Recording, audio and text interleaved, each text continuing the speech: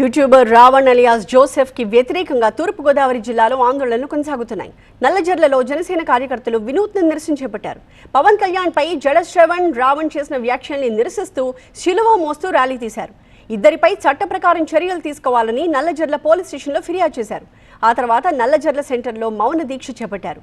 మాట్లాడే హక్కు ఉందని, పవన్ కళ్యాణ్ పై ఇష్టారీతిన మాట్లాడితే సహించేది లేదని జనసేన నేతలు హెచ్చరించారు.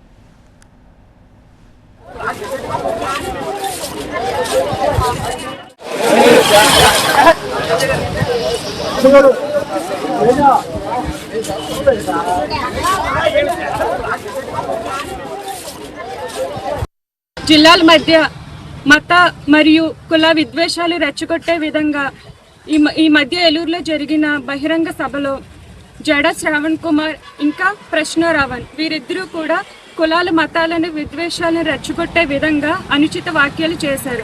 ఉప ముఖ్యమంత్రి పవన్ కళ్యాణ్ గారిని విమర్శిస్తూ, అలాగే జనసేన పార్టీని విమర్శిస్తూ వాళ్ళు చేసే విమర్శలు మా జన సైనికులందరినీ తీవ్రంగా బాధ కలిగిస్తున్నాయి.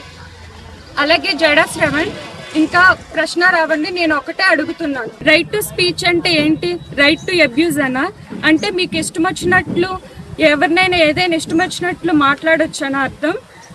మాట్లాడే హక్కు ఉంది కదా అని, ప్రశ్నించే హక్కు ఉంది కదా అని మతాల మధ్య కులాల మధ్య విద్వేషాలు రెచ్చగొడితే మాత్రం మేము ఎవరం కూడా చూస్తూ ఊరుకోము.